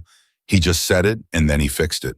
Dorothy said, "That's a good way to be wrong." Noah looked at her. "Is it hard to do?" "For most people," she said. "It gets easier with practice." He considered this. "I'm practicing," he said. He said it with the same matter-of-fact directness he brought to all self-assessment, no performance of modesty, no inflation. Just the straight report of someone taking stock. "I know," Dorothy said. "I can tell." When Wade came out, his face was the face she had been reading all week. The careful control of a man who has rationed himself very strictly because he does not know how long the ration needs to last. He had that specific exhaustion behind the eyes that she associated with the third and fourth day of vigil, the day when the initial sharp adrenaline had passed and the body had to find some other fuel. She said, "Go get something to eat. I'll stay with Noah." He looked at his son. He looked at Dorothy. He said, "I'm not hungry." She said, "I know. Go get something anyway." He went. She watched him disappear down the corridor toward the elevator, and she thought he is doing what people do when they are the only one. He is making himself as small as possible so that everything he has can go toward his son and his father. He is operating on a minimal fuel budget because he has decided everything else is secondary. She had seen this before. She had seen it end badly, and she had seen it end less badly. And the difference was almost always whether someone arrived to tell the person they were allowed to eat. She was good at that too. The days continued. On the third day at the hospital, a young nurse on the ICU floor, a woman in her late 20s named Priya, with a precise and businesslike manner that Dorothy recognized as the characteristic professionalism of someone who loved their work and took it seriously, stopped Dorothy in the corridor and said, "Are you family?" Dorothy said, "I'm a friend. I was a nurse here for 35 years." Priya looked at her for a moment and said, "Ward, pediatrics, before your time." Priya nodded, which was the nod of someone filing information rather than concluding a conversation. She said, "The boy Noah, he's been in the waiting room every day." "Yes. He asked me this morning what the machines do, the specific machines, what each one monitors." She paused. "I told him he asked good follow-up questions." Dorothy said, "He usually does." Priya looked at the door to room 14. "Mr. Holloway Sr. is doing better than we expected at this stage. He's argumentative, which in my clinical experience is a positive indicator." "Yes," Dorothy said. "I've been telling Noah that." Priya said, "He wanted to know if the machines would tell him when his grandfather got better. I said they would show when his grandfather's numbers improved." She paused again. "He asked if he could come in and watch the numbers. I said I'd ask." Dorothy looked at Priya. She said, "He's been in once for about 2 minutes. The sounds were too much." "I know, he told me." Priya held her clipboard with both hands in the practiced way of someone who had learned to keep their hands occupied in conversations that ran long. "I can turn the monitor volumes down on the secondary machines while he's in the room. The primary cardiac monitor needs to stay audible, but the others can be reduced. It won't affect clinical function." Dorothy was quiet for a moment. She said, "That is a very thoughtful thing to offer." Priya shrugged in the manner of someone deflecting a compliment they don't feel is warranted. "It's a reasonable accommodation. We do it for other patients sometimes." She turned. "Tell me when he wants to try." She went back to her station. Dorothy stood in the corridor for a moment. She thought about the 35 years of working with people like Priya and the ones who were nothing like Priya, and how the difference came down always to the same simple thing, whether the person had decided the patient was a human being first or a clinical case first, and how that one decision early in a career determined almost everything downstream. She went back to the waiting room. Noah was still in the corner chair. He had the wooden block on his knee, and he was not looking at the clock anymore. He was looking at the window and the gray geometry of the parking structure. Dorothy sat down. She said, "A nurse named Priya says she can turn the noise down on some of the machines, not all of them. The important one has to stay on, but the others she can make them quieter while you're in the room." Noah looked at her. "She thought you might want to know that," Dorothy said. He was quiet for a long time. He turned the block over. He looked at the clock that ran 14 seconds fast. He said, "Whenever you're ready," she said. He looked at the window again. "Not today," he said. "Maybe tomorrow." "All right," she said. "Will she be here tomorrow?" "I can find out." She found out. Priya was on shift Wednesday and Thursday. She told Noah. He nodded and filed it. Wednesday afternoon, he went in. Priya had done what she said she would do. The secondary monitors were quieter. The room was not silent. The primary cardiac monitor tracked in its steady rhythm, and there were still the sounds of air and machinery, but it was reduced to something that Noah could stand inside without his hands going to his ears. He stood at the foot of his grandfather's bed for 4 minutes. Dorothy counted not from anxiety, but from the habit of counting that came from 35 years of timing things that mattered. 4 minutes, which was 2 minutes longer than his first attempt, which was longer than it needed to be, and shorter than he would have liked, which was exactly right. Hank Holloway's eyes opened once during those 4 minutes. He was not fully awake.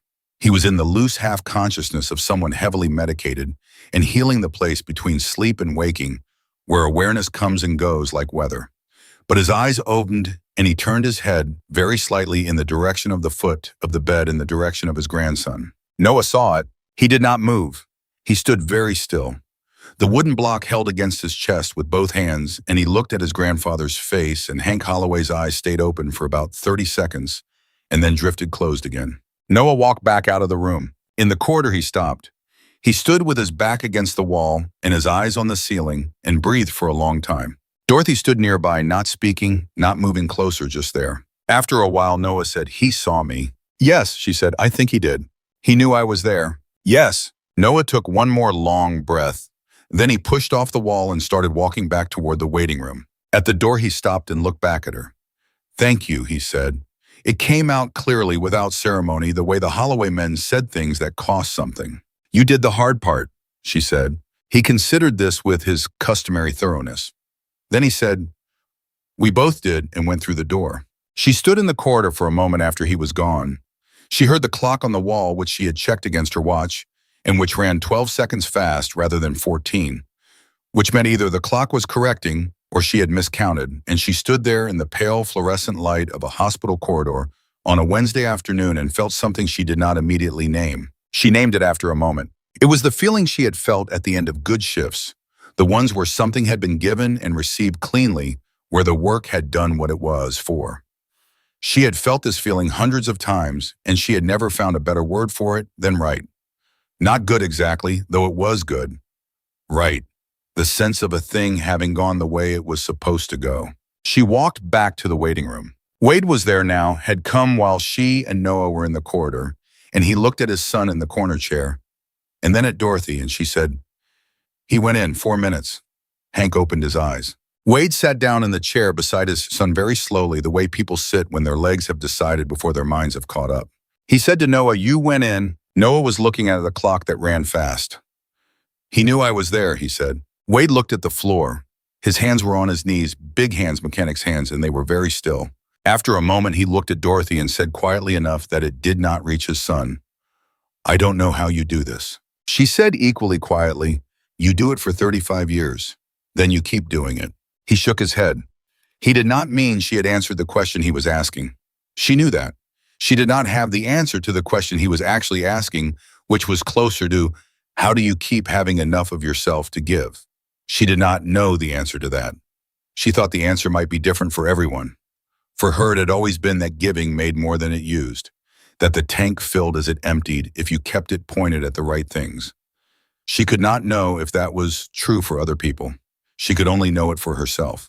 She had been doing it for 49 years. The tank was still filling. Hank came home on a Tuesday. He came home the way stubborn men come home from hospitals, which is to say he came home before some of the medical team felt entirely comfortable with the timeline, and precisely when he had decided he was going to, which coincided with the day his cardiologist sat down with him and had a frank conversation about the procedure that had been completed and the recovery that was required, and what reasonable looked like and what stubborn looked like, and where the line was between them. Hank had listened to all of this with the focused attention of someone taking a technical briefing seriously. He had asked 3 specific questions. He had accepted the answers. He had said he would be home Tuesday. He was home Tuesday. Noah went to see him that evening with Wade. Dorothy did not go. This was their thing, the grandfather and the grandson, and the father who had always stood between them as both the connection and the bridge. And it was right that the first evening should be theirs without anyone else in it. Wade called at 9. He said, "Hank wants you to come Saturday." Dorothy said, "Tell him Saturday." He says, "You can bring whatever you want to bring. Tell him I'll bring a pound cake." There was a pause on the line. Then Wade said, "He says that's acceptable." Dorothy said, "Barely." "Yeah," Wade said, "that's what he meant." She made the cake Friday evening with the kitchen radio on low, and the light above the stove warm and yellow, and the smell of lemon and butter filling the old farmhouse, the way good smells do, claiming every room, even the ones you're not in. She made it slowly, which was the only way she made things anymore, not from limitation, but from preference, having discovered somewhere in her 60s that doing things slowly was not inefficiency, but a different relationship with time. One that acknowledged the time was there and used it rather than working against it. Harold had been the same way in his last years. He had moved more slowly through his days than he had at 40, and he had done more in each of them. She had asked him about it once, and he had said, "When you stop rushing, you find out how much room there is in a day." She had not known what he meant until she was 67, and she was glad she had waited to understand it rather than pretending she did. She put the cake onto the counter to cool. She wiped down the counter. She turned off the radio. She stood in the quiet kitchen and listened to the house to its particular night sounds, the settling of old wood, the refrigerator's steady hum, the tick of the clock that had been on the kitchen wall since 1988, and that kept perfect time. She thought about Hank Holloway at home in his house on the west side, probably arguing with someone about something, probably winning. She thought about Noah in his corner of the couch with the wooden block and the book he read at a remove from whatever the adults were doing. She thought about Wade in the kitchen making coffee the way he had been making coffee every morning for years, for himself and for whoever was there, which was what you did when you were the person who kept things going. She thought about Harold. She picked up her cup. She rinsed it. She turned off the light. She went to bed and slept well. The morning of the MC meeting, Dorothy had thought more carefully about what she was walking into than she had let on to Wade. She had been in rooms full of organized men before. Not bikers specifically, but the same structural principle applied across institutions. Rooms where the hierarchy was implicit and total, where the furniture arrangement told you who mattered and who was a visitor, where the silence in certain corners meant power and the noise in others meant performance. She had been in hospital boardrooms when administrators were deciding things about the ward that would affect her patients, and she had learned in those rooms that the people who controlled the outcome were rarely the loudest ones in them. The loudest people in those rooms were usually the ones who needed to hear themselves be loud. The people who controlled the outcome were watching to see which way the wind was going to go. She had spent the drive to Gettysburg Avenue reviewing what Wade had told her about the club's structure. Garrett was new or ambitious with genuine support among the younger members who had come in during a different era and who had a different idea of what the club should be. The older guard men who had been in the club since the 70s and 80s, men who remembered Hank Holloway when he was the one standing up in front of rooms, were present but not yet organized. They were waiting. The middle ground, the members in their 40s who had come in during a transitional period, were the actual vote. They were the people who would decide, and they were the people who were watching to see which way was safer, which way the room was going to go before they committed. Dorothy had spent 35 years making rooms feel safer. The specific mechanism was simple, and she had known it since her first boardroom in 1984, when she had stood up to present a case for extending the pediatric ward's visiting hours, and had looked out at 12 faces in suits and understood that only 3 of them were actually undecided, and that the other 9 had already chosen their positions, and that her job was not to persuade all 12, but to give the 3 undecided ones permission to choose the position she wanted them to choose. She had done that by making the safe choice obvious, by making it feel like the thing a reasonable person would do, by making the alternative feel like an overreach, like something that would need explaining later. She had won the visiting hours. She had won 9 other things in those rooms over 35 years by doing the same thing. She had lost 4 things she should have won by misreading who the undecided ones were and pitching to the wrong people. She did not intend to misread this room. She parked and sat in the car for a moment. She had dressed carefully, not the sage green dress, conservative slacks, a pale cream blouse, a cardigan the color of winter mornings. She looked like exactly what she was, a 72-year-old woman who had spent her career in professional settings and knew how to carry herself in rooms that were designed to make her feel small. She had been in rooms like that. She had not felt small in them, not because she was immune to the feeling, but because she had long ago decided the feeling was not information. The feeling of being small in a room was the room's opinion of you, not the truth of you. She had stopped treating those 2 things as the same things sometime around 1991. Harold's watch on her wrist. She got out of the car. Inside was a large, open room with folding tables pushed against the walls and chairs arranged in rows facing a raised platform at the far end. She had been in rooms like this too, not exactly but close enough. Rooms with a front and a back, rooms where standing at the front meant something, and sitting in the middle meant something else, and sitting in the very back meant a third thing. She took the same seat she had chosen before, the third row, neither front nor back, and settled into it with the ease of a woman who had spent 35 years choosing the right position in difficult rooms. She looked at the room while Garrett called things to order. She looked at it the way she had learned to look at wards when she came on shift, the quick inventory that registered the whole picture before settling on the details. She noted the older men in the far corners, arms folded, faces calibrated. She noted the younger men near the front, closer to Garrett, animated. She noted the middle section, the people in their 40s, sitting with their bodies slightly turned toward the center of the room, not committed to either side, waiting. She noted one man in particular, gray hair short, jacket weathered to softness, late 60s, maybe older. He sat in the third row on the left side, which was the mirror position of her own, and he was watching the platform with the look of a man who has made up his mind and is waiting for the room to catch up.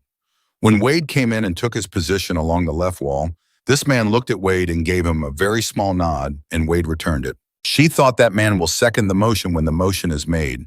He has the credibility of years. He is the one the middle of the room people will look at when they are deciding which way is safer. He has already decided. She understood what she needed to do and what she didn't need to do. She did not need to persuade the room. The room already had emotion available to it, already had the man who would second it, already had the votes if the votes felt they had permission. She needed only to give the permission. She needed to say the thing that made the obvious choice feel obvious. The resolution came 40 minutes in, and she stood up when the silence arrived, and the silence was the right kind of silence. The silence of a room that has heard something difficult and is deciding whether to say so or stay quiet. And she stood up into it the way she had learned to stand up into difficult silences in difficult rooms. She spoke for about 4 minutes, not 2. Garrett had said 2, and she had said she would be quick, and she had been in the sense that she had not said anything that did not need to be said. She had said the facts about Harold and Route 40 and the jacket. She had said the name Wade Holloway and let the room feel the weight of it. She had said 51 year and let that number sit. She had said the word convenient and then the word inconvenient, and she had let those 2 words do the work that 2 well-placed words can do in a room that is ready to hear them. She had sat down. The gray-haired man had stood up. She had driven home through the dark with the windows down and thought about Harold and about rooms and about what it meant to be the person who gave other people permission to do what they already knew was right. She thought this was not a small thing. She thought it might be one of the most useful things a person could do to stand up in a room and say the obvious thing clearly so that the people in the room who already believed it could find their way to saying it too. Harold had done this on Route 40. He had not made a speech. He had simply done the obvious thing, and by doing it, he had given Wade Holloway permission to believe that obvious things were possible, that the world contained people who stopped that being that person was a choice available to anyone. She had done in the meeting room what Harold had done on Route 40. She had made the obvious thing obvious. She thought he would have found that comparison embarrassing. She thought he would have been right to find it embarrassing. It was too neat. Life was not that neat. But she also thought there was something true in it, something about how certain actions move through time, how a man pulling over on a cold November night in 1999 could end up 30 years later in a room full of strangers through the mouth of his wife and still be doing work in the world. That was not nothing. That was not small. She drove home. She put Harold's watch on the counter and went to bed. And in the morning, she got up at 5 and made coffee 1 cup and stood at the kitchen window and watched the field come light. The Saturday of the tribute ride came after several weeks of the farm being quieter than it had been in a long time, and Dorothy had noticed the quiet without minding it, which was a thing she had been working toward since Harold died, and which she had not always achieved, but was achieving more often now. She thought the quiet was different from loneliness. Loneliness was an absence that called attention to itself constantly, that kept pointing at what was missing. The quiet was simply the space of a life after the most important person in it was gone, and what you did with that space was up to you. She had been filling it these past weeks in ways she had not expected. She had been filling it with Noah's questions and Hank's assessments and Wade's careful sentences in the particular work of being useful to people who were working through hard things. She had also been filling it with the garden and the coffee and the morning window and Harold's fence post standing solid at the edge of the east field. Those things had not stopped being hers just because he was gone. They had been both of theirs, and now they were hers, and she tended them the way she tended everything consistently, without drama, because that was what you did with things worth keeping. Cassie and Connor drove up from Cincinnati on the Friday night before the tribute ride and stayed in the rooms Dorothy had kept ready since the wedding, because she had known in the practical way she knew most things that there would be nights when it made sense for them to be here. They ate dinner together at the kitchen table with the November dark coming in early and the overhead light warm above them, and Connor told a story about a structural problem he had solved at work that made Cassie roll her eyes in a way that communicated both the eye roll and the deep affection underneath it. And Dorothy ate her soup and watched her daughter and thought Harold would have asked him 3 detailed follow-up questions about the structural problem. He would have been genuinely interested. He was always genuinely interested in how things held together. She said, "Tell me more about the problem with the joint." Connor looked at her with the slight surprise of a son-in-law who has not yet entirely learned that his mother-in-law means what she says. He told her more about the joint. She asked 2 follow-up questions. They were not the questions Harold would have asked because she did not have Harold's specific vocabulary for structural engineering, but they were real questions that came from real attention, and Connor answered them with increasing enthusiasm. And Cassie looked at Dorothy over the top of her soup bowl with an expression that was too full to name. After dinner, Dorothy washed the dishes while Cassie and Connor sat at the table with their wine, and she could hear them talking behind her, the easy, low talk of two people who had found the right frequency with each other. And she thought this is one of the good things. This particular sound, Cassie's voice in a man's voice that had learned how to be near it. Harold had made this sound. For 41 years, every evening in this kitchen, that sound had been there. She had not known how much she would miss it. She had not known you could miss a sound. She dried her hand and hung the towel and turned around. Connor was telling Cassie something that made her laugh, the real laugh, the one that went all the way through her. Dorothy listened to it for a moment. Then she said goodnight and went to bed and slept with the easy sleep of a woman who had been useful all day and would be useful again tomorrow and was not afraid of that. The morning of the tribute ride, she was up at 5. She stood at the kitchen window and watched the east field and the sky over it come up from dark to gray to the particular cold blue of November in Ohio, the color that felt like it was made of metal, hard and clean, and carrying no warmth but a great deal of clarity. She had dressed in the sage green dress. Cassie had come downstairs at 7 and found her mother in the sage green dress with Harold's watch and had stood in the kitchen doorway for a moment without saying anything. Dorothy said it seemed right to close the circle. Cassie said yes. She came into the kitchen and put the kettle on. It does. They had coffee together in the kitchen while Connor slept, which was the particular gift of early mornings before the household woke time that belonged only to the two of them. The particular quality of being mother and daughter in the quiet before the day made demands. Cassie said, "Are you nervous?" Dorothy thought about it. She was not nervous. She was something that was not exactly the same as peaceful, but was in the same neighborhood, a kind of settled quality that came not from the absence of significance, but from having decided somewhere in the preparation that whatever happened would be met as it came. She said, "No, I'm ready." Cassie looked at her for a moment with her architect's eyes. The eyes that assess structure and load and what things were actually made of. She said, "You've been good this fall." Dorothy said, "I've had things to do." "You've always had things to do." "I've had the right things to do," Dorothy said, and thought that was closer to the truth. When the engines came, they came from the direction of the road, a low building rumble that grew as they turned into the long drive, and Dorothy went to the gate and stood at it, and the sound filled the cold morning air and became the chest-felt thing she had not quite expected, the way certain sounds go past your ears and into the part of you that is older than hearing. She stood at the gate. She had stood at this gate in grief and in the long ordinary weather between those two things. She had stood here on the morning of Harold's diagnosis and on the day they brought his things home from the hospital and on the night after the funeral when she had come outside because the house was too full of people and she needed to look at the field. She had stood here on the morning of Cassie's wedding when the light was coming up gray and she was not crying because mornings were not for crying, and she had made herself a promise about that. She stood here now in the sage green dress with Harold's watch, and 37 motorcycles came down the drive in columns, and the sound of them was large enough to hold everything that had happened since September. Large enough to hold Route 40 in November of 1999, and a barn painted red because the fields were already green, and 2 cups of coffee every morning, even when the house was quiet and she stood in it and let it be as large as it was. Noah in the sidecar wouldn't block in both hands, eyes very wide. She thought, he is filing this.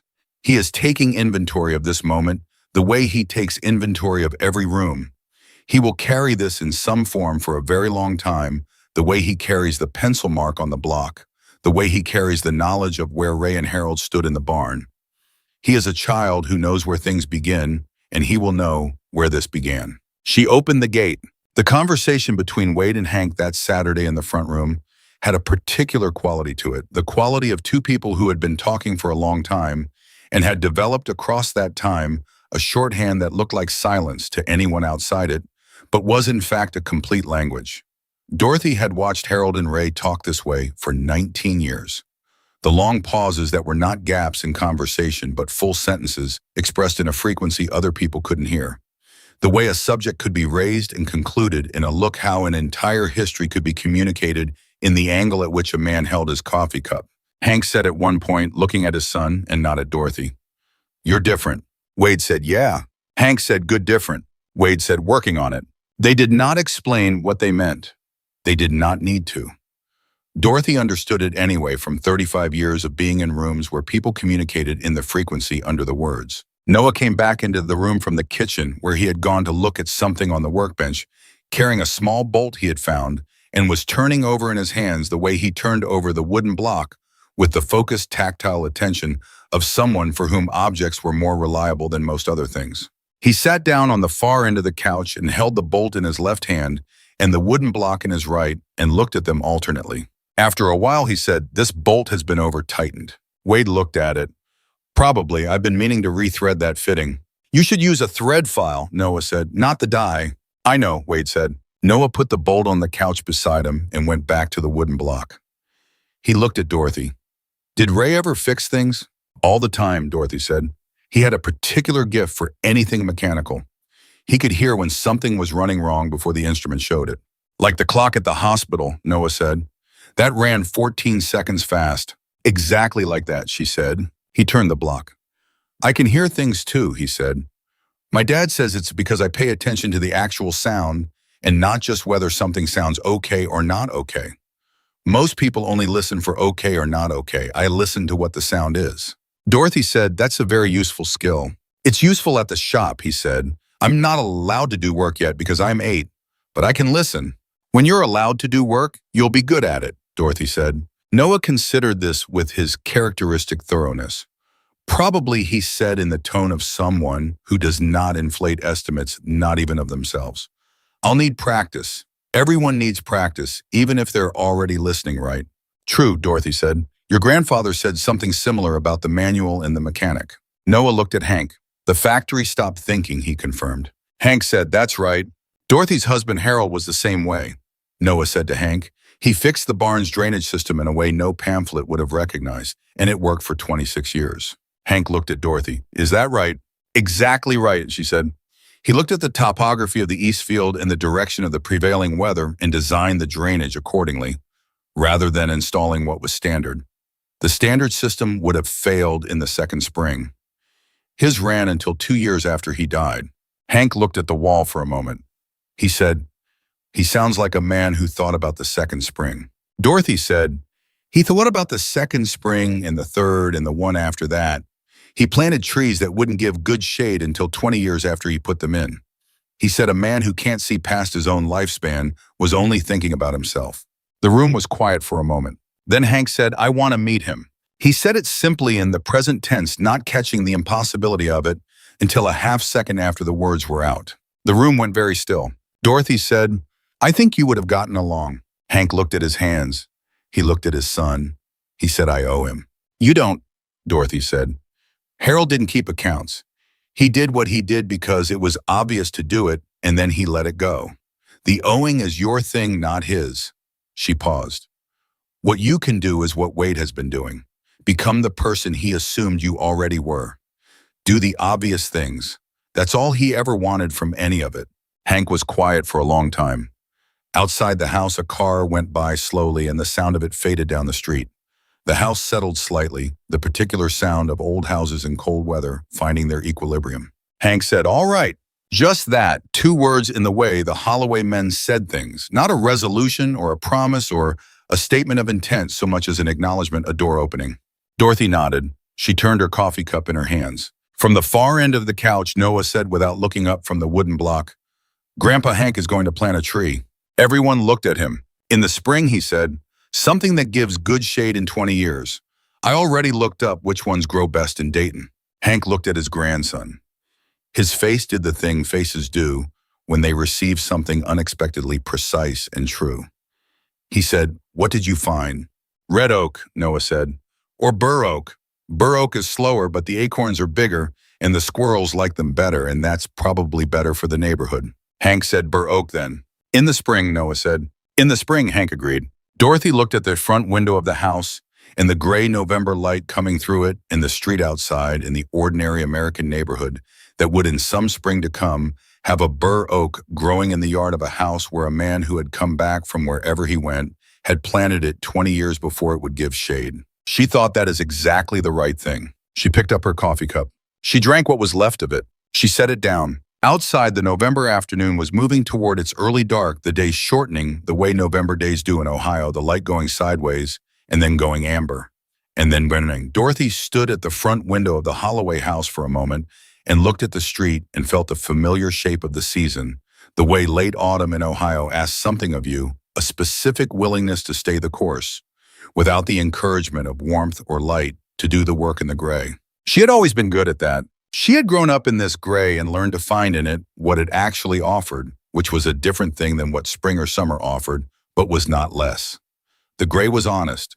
The gray showed you what was actually standing and what wasn't.